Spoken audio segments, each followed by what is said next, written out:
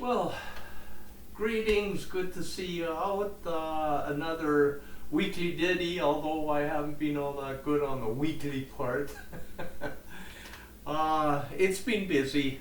We've been doing quite a bit of work on landscaping around our property, and one of the big items was getting rid of our trees, or cutting them down, pruning them, if you will. Our poplars were getting to be about 40 to 50 feet high, and some of the branches were sort of falling down, dead branches, so we decided to get a fellow by the name of Paul Morgan over to help us, and he did a splendid job of cutting the trees down in his cherry picker. You need a cherry picker for that. So what else has happened in around? Of course, we're sort of isolated right now. I think our road's still closed. There's a washout in 3 sections of the Highway 105. 105 is our connector from Highway 17 up to Red Lake. So it's been a busy time for that. Today I did promise another polka. And the polka that I picked is called Clarinet polka. I think it's familiar to everybody. It's actually, it's in dispute. Who composed it? Who knows? I checked out in my book, and they have no name whatsoever for composer. So they wimped out on me. And I decided to go and check on the internet any information, and wow, what a story behind this one. Wikipedia has that there's maybe 2 authors to it, or 2 people that wrote it, and there's sort of a mouthful. I hate to say it. Yeah, one was Polish, and his name was Karol Namysłowski. Funny, I remember that. But anyway, so Karol is credited to writing it, but also it's kind of odd. The Polish, there's some kind of show on that uses it as a theme, and they credit it to an Austrian that wrote it, A. Humfat. Anyway, so there's another composer in the area, but you know, it's one of those pieces that are it's a simple melody, so who knows, you could have multiple composers claiming to it, you know, like what the region was. What else? I have to do crib sheets on this, but the neat thing is that they're sort of all in agreement that it was originally called Grandpa Polka. And here's my impeccable Polish coming out. Dziadunio. This is what Karol called it. But it's also known in Poland as Dziadek. So those are the 2 names. Oh yeah, and they even gave credit that the Estonians, they call it Vanaisa Polka. And Vanaisa, I guess, in Estonian is also grandpa. So, but it is a neat piece for clarinet, and I humbly do it on the accordion. It's written in B flat, which is a really good key for clarinetists, especially playing a B flat clarinet, because that sort of transposes to C. So, anything else that's besides musical? Oh yeah, a little bit of boat problems. Our lovely little Yamaha was overheating, so got some work done, and I put in a new impeller, and hopefully that remedies the case, so I can go fishing and catch some fish. So with that in mind, fishing, grandpa, clarinets, I'm going to play to you the clarinet polka. And I'm sort of caught as to what kind of voicing to use for this, so I'm going to go with ballroom. Why not? I like the bass side. It has a punchy bass, and there's some neat bass passages to it. Also remember, take the bottom out on this.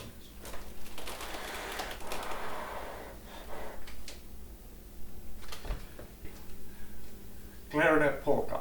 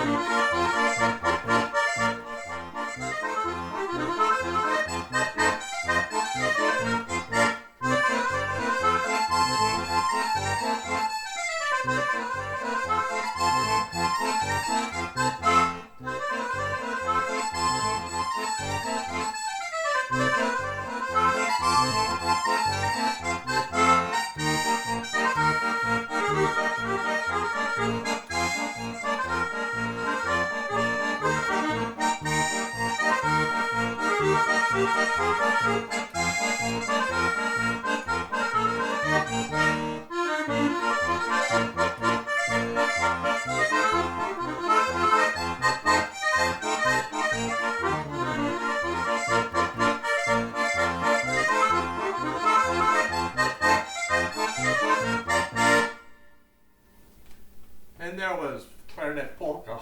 Now what I'm going to do is something different. Of course I like doing something different. Why not? I got to amuse you guys, right? I'm going to use the MIDI system on the accordion just to sort of show it off. And I know it's sort of blasphemy in a way that accordion can sound something different other than the accordion, but what the heck? The accordion is sort of like a mini orchestra, isn't it? You know, it's got so many different sounds. So I actually, Peggy told me, why don't you do it, Seppo? You know, what's wrong with you? Are you a chicken? So I'm rising to the occasion and not being a chicken, and I'm going to try the MIDI system. So what do I do first? I'm going to change my bass sound into what's called tuba mix. And they have a little icon of a tuba and as well as a little icon of a bass guitar. So it sounds sort of like this.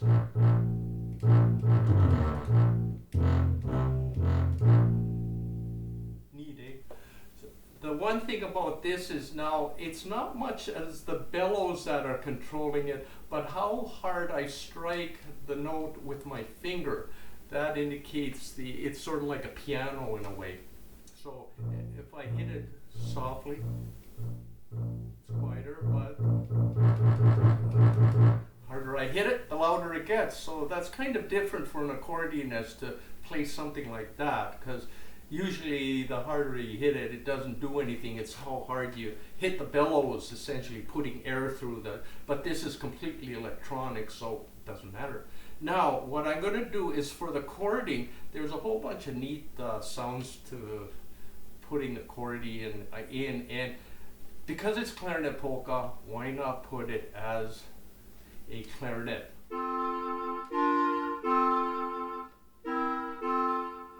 I think the ghost of Benny Goodman's gonna get me, I don't know. Anyway, that's what, so it'll sound sort of.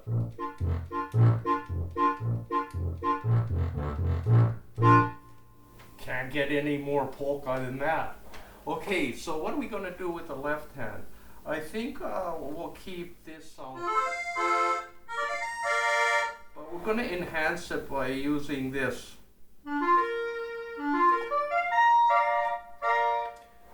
I noticed that there's vibrato on the clarinet, and usually clarinets play straight, but this is polka. Who cares? Okay, so let's try with all this voicing Clarinet Polka again.